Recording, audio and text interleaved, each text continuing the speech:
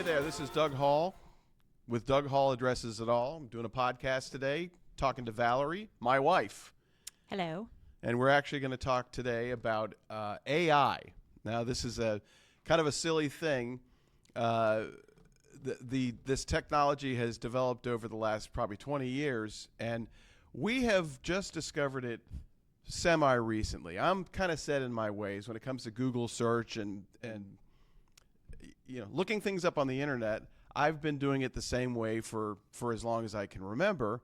But Valerie, Valerie was in college for the last couple of years, and as part of her college education and getting through that, she was forced to this old dog had to learn some new tricks. Right. Right? I had to figure out a new way to what I needed to figure out. So yeah, that's how I got introduced to AI. And it's crazy stuff. It is. It is crazy. I mean, stuff. we use Google so much that it's actually a verb in our house. Yeah. Did you Google it? Well, just Google it. Well, now it's Chat GPT. So old school, you look something up on the internet, right? And you're going to go to Google. You're going to type in, I don't know, hot tub manufacturers, and the results would be maybe a list of hot tub manufacturers' websites. Right. And so to do research on something, you're looking to buy a new hot tub. You want to figure out a great Mexican restaurant nearby, something like that. To do research on that, you would type in what you're looking for, and then Google would spit out results that it still does this, by the way. Mm-hmm. Spits out results that it's websites, right. And it doesn't really answer the question you're asking it. Instead, it gives you resources where you would dig into those resources and answer the question. Right. So hot tub manufacturers, I want to buy a new hot tub. Here's 5 hot tub manufacturers. But if you notice, when you Google now, you get AI is at the top. AI at the top. It is. And that's basically Chat GPT. So you've been using Chat GPT. I have. So my introduction to it was, I guess, this last semester in the fall. And I had to write a lot of research papers. I had a lot. So you cheated? It did not cheat. Wasn't that cheating? No. Okay. So I used ChatGPT. I've seen a lot of videos of people using ChatGPT to write their papers in college. Yeah, they can, but if you do that, they actually have a way to tell that you've done it. Oh, okay. So they can tell if you've copied and pasted. I actually think there is technology where they can tell if the language kind of mimics the programming for ChatGPT. They probably use AI to catch AI. Correct. So you really can't get away with it, and Yeah. you don't want to even try that because you can get in big trouble. But what I did use it for was for research. If I compared research on ChatGPT versus Google, I had a much more robust list of sources when I used GPT versus Google. Well, you're also querying. Did I say that right? Querying. Is that a word? I don't know.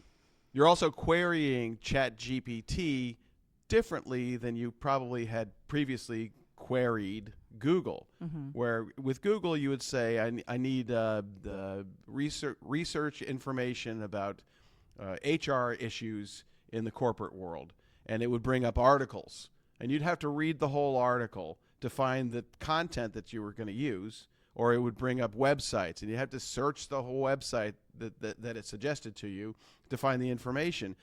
But now you ask it a question, and like a person, it answers your question. It knows what you're looking for.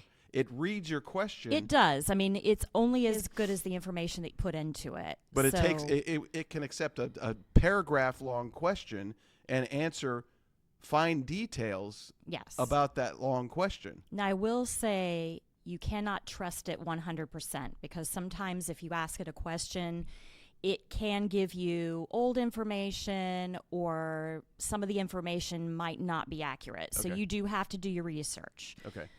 But I was using it to reframe sentences or give me better word suggestions for papers in addition to the research. So give me an example. You would You So would if say, "Hey, I want to say in my research paper, the HR environment is difficult in the current world," right. So if and you I would was ask it to rewrite that and say it more eloquently.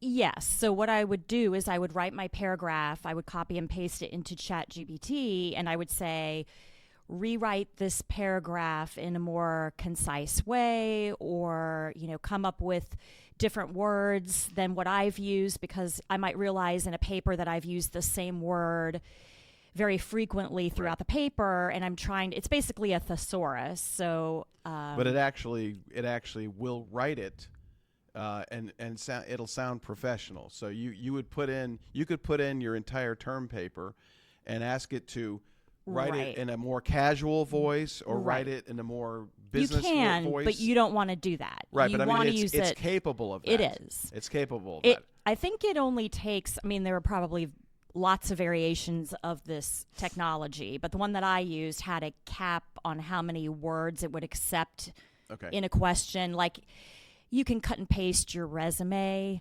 and ask it to rewrite it for you, or give you other options, and it will do that. Well, so let's talk about that, because you've been searching for a job.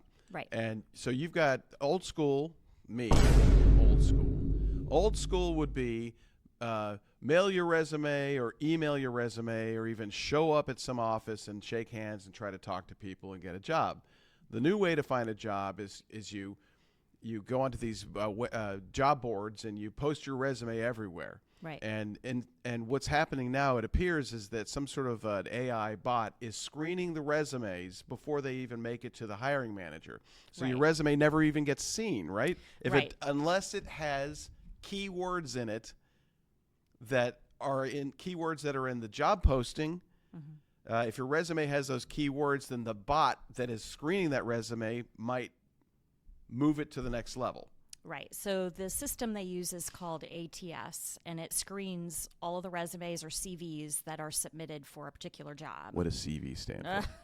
I don't know. It's a French word. I keep calling it a resume because, again, because you're in I'm your old. 50s. But the new kids call it a CV. So resume or CV, it doesn't matter. It's the same thing. Mm-hmm. So you go through the job posting, and you try to make sure that your resume or your CV incorporates the keywords from the resume. Right.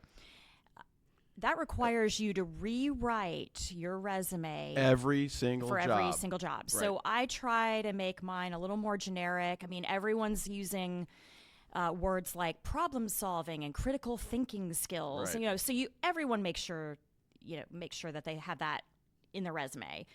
Well, so can you drop your resume into AI or into Chat GPT, and then drop the job description in, and tell it to rewrite your resume to satisfy the needs in this description? Right.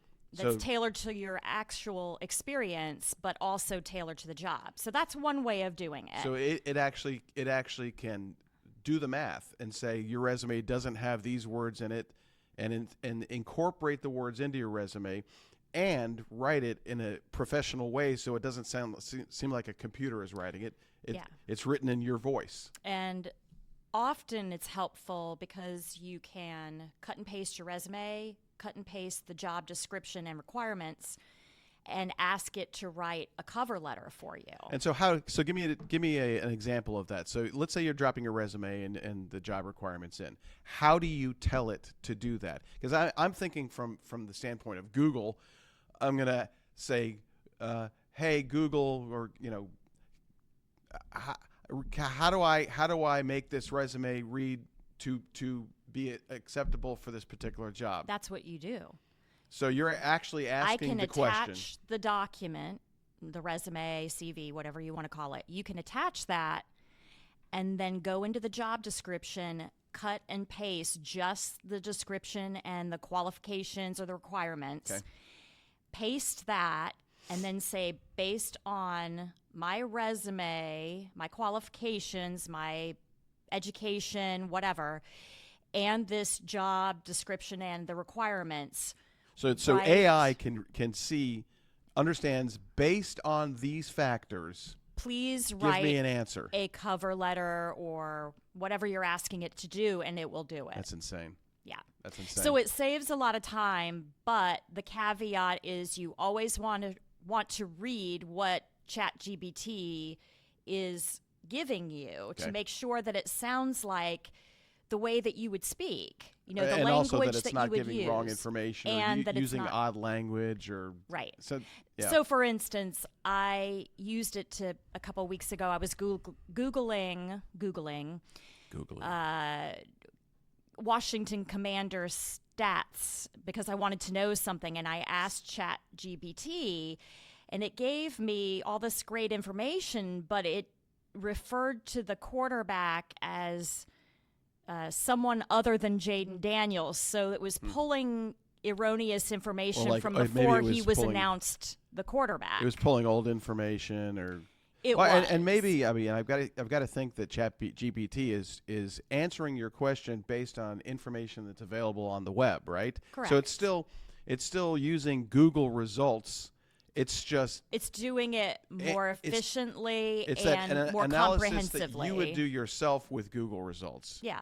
Where there might be an article that pops up and you have to read through it and get the answer to your question. And ChatGPT is basically doing that for you. It's doing the read through and giving you the results. So for school, I used it mainly to help me find. What was your GPA? 3.96. Were you on the dean's list?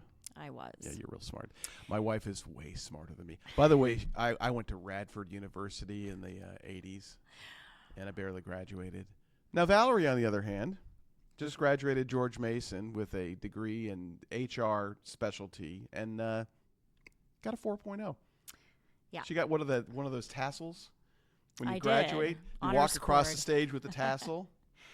So anyway, I didn't get a tassel. It was very helpful for that reason. If I had writer's block, I could cut and paste a paragraph that just I couldn't figure out what else to add, or am I missing something, or could I reword this in a more eloquent way, and it would give me suggestions. But I always took the suggestion and my own writing and kind of combined the best of the two when I was stuck. So it makes you highly efficient. Do you think it's doing the work for you though?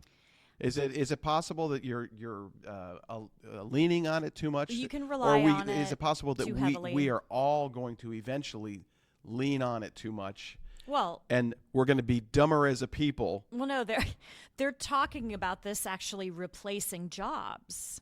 I mean, there are jobs that exist that they feel AI technology can do for cheaper. Right. It's and acting more it's acting like a human brain. Right. And so if so we, it's if good we and depend it's bad. on it, yeah, we're going to depend on it, right? We're going to ask it for information that we would otherwise have researched and found ourselves. And, you know, your brain learns through the process of researching. So if you cut that process out and you just go to the answer, and the answer is given to you in a very eloquent way that you know, all of the research is done across the entire world before it gives you that answer. Research that you could have never done yourself. You can never read everything to get the best answer. AI is doing that. So on some level, are we dumbing down our process? I suppose you could say that in some ways. So let's jump to school. That's great. Personal use. It helped you. It helped you in school. It's helping you try to find a job by making you more presentable to more candidates. But yeah, on a personal level, and this is a fun one.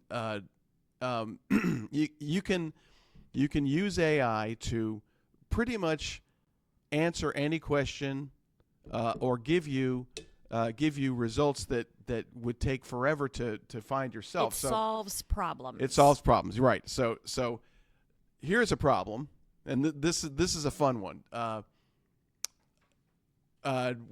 We hadn't been to the grocery store.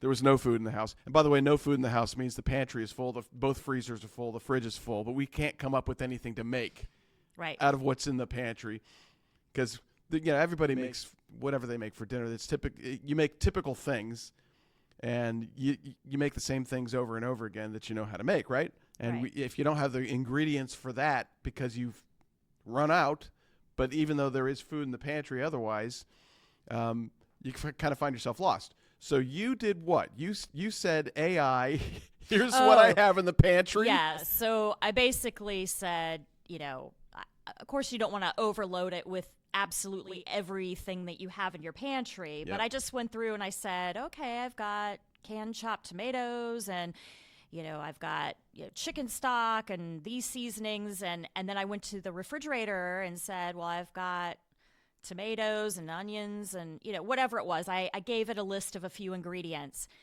And I asked it to give me recipe suggestions that used only the ingredients that I had on hand. And it actually spit out a recipe. Did it give you several options or just one? It could, if you ask it, if you just say, come up with a recipe that incorporates all of these things, or you can say, give me 3 choices or 5 choices. I think I just asked it for one. Give me an idea of what I can make with this. And it spit out a recipe, and I actually made it. It wasn't just a recipe. It was instructions on how to cook. It was a recipe. It was a recipe. Right. Was it an AI generated recipe, or did it appear that it had come from some website? It didn't appear it came from a website. Like AI might have I didn't come look up that with a closely. recipe. I didn't look that closely, but it came up with a recipe. Oh, and it was freaking amazing. It was really good. Like we said, let's put this in rotation. It was restaurant grade.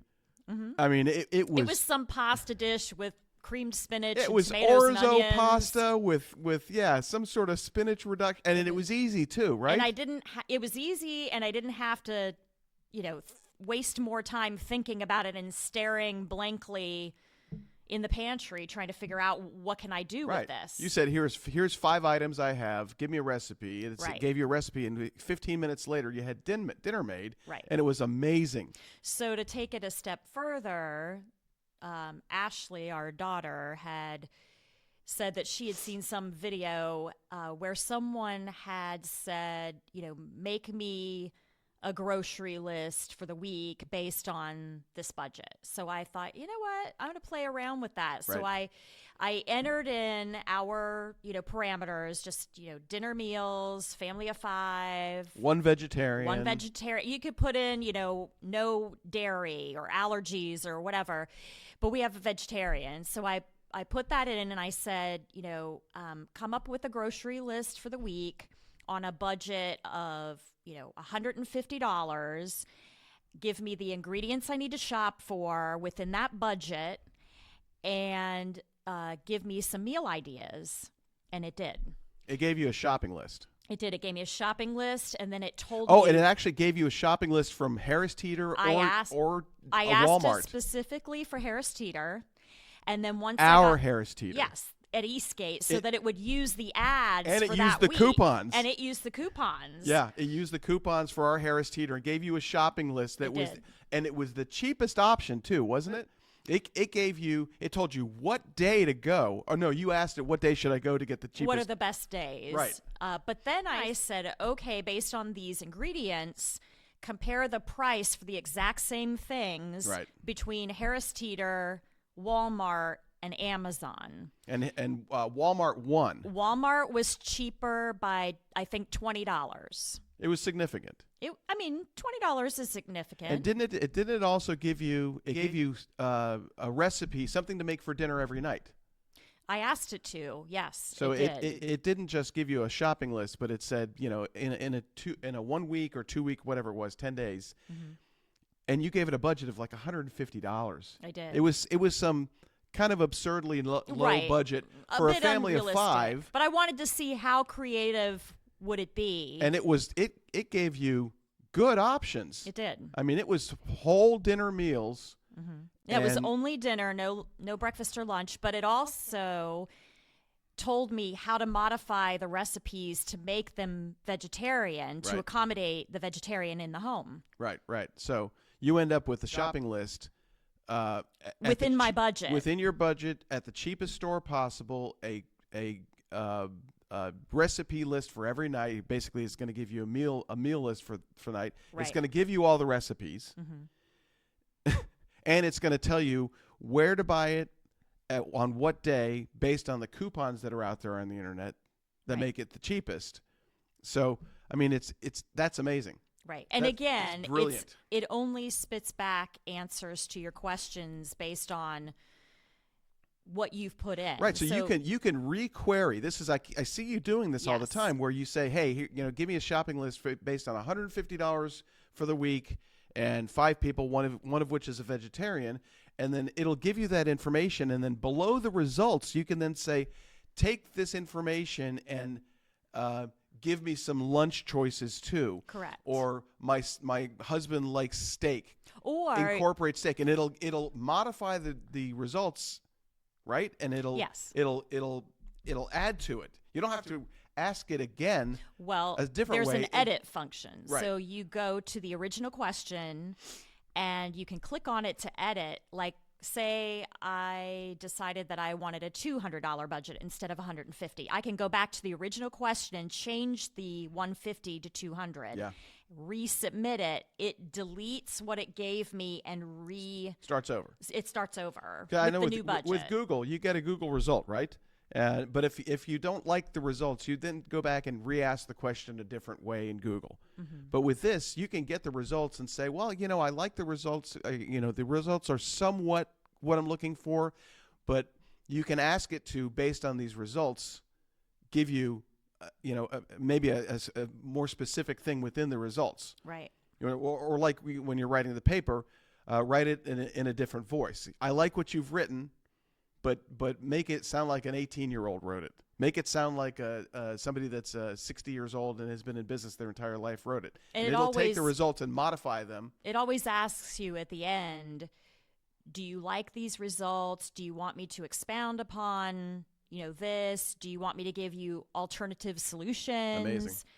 It's unbelievable. I mean, I'm trying not to rely on it too much. But that's all we do now. but it's actually kind of fun. Well, I mean, we are driving around doing our afternoon errands, and I will ask you a question, and you will go straight to AI and give me the very exciting AI results, and it's always right, and it's always interesting, and yeah, it's so much better than old school Google. And I'm sure people are going to be watching this video saying, I've been doing that forever. You guys, this is nothing new. Right. So this is really for the 50 plus right. set. It's nothing new. It's nothing new for our kids. Right. But it is definitely something new for us. Right. And it's something that we can get something out of. We can actually use it. Oh yeah. So I mean, and I've actually looked at, we have an RV, we have a motorhome, and we like to go on long RV trips, and you can tell it, we're going to be gone for a week. We want to take an RV. Here's our budget for gas. Here's how much we want to spend on campgrounds, and we want to have X number of days on the road and X number of days at a resort, and give me an itinerary, and it'll give you an itinerary, and it'll actually tell you how much you're going to spend on gas, where to buy the gas, what campgrounds you're going to stay at, what the price of those campgrounds are, and if there's availability, it'll do all of that. Yeah, it's very efficient. It's crazy. I like the time-saving feature. Yep. Again, you can't trust 100% what it says, Right. but it is a good tool if you know how to use it. Yeah. Well, I mean, it's kind of been life-changing for us, and we keep finding new ways to use it and new reasons to use it. Oh, I ask it ridiculous questions sometimes, or like trivia questions. Yeah. It's just amazing. So, well, anyways, we wanted to talk about AI today. We wanted to talk about that because it's been life-changing for us on some level. And it really, when AI came around, that was kind of the equivalent of when you went from a flip phone to an iPhone. Do you remember how the world opened up to you? Right. That going from Google to AI is like going from a flip phone to an iPhone. It's just so much more capability, so much more capacity, so much more functionality, and it does it better. It's great. So welcome to the future. Welcome to the future. So anyways, that's what we were talking about today, AI. Thank you for coming on. This is Valerie. By the way, Valerie is looking for work in the HR field. If anybody's hiring, she would love to talk to you. But we're going to go ahead and sign off now, and we'll see you next week. We'll do another video about something else next week. Yep. All right. Thanks for watching.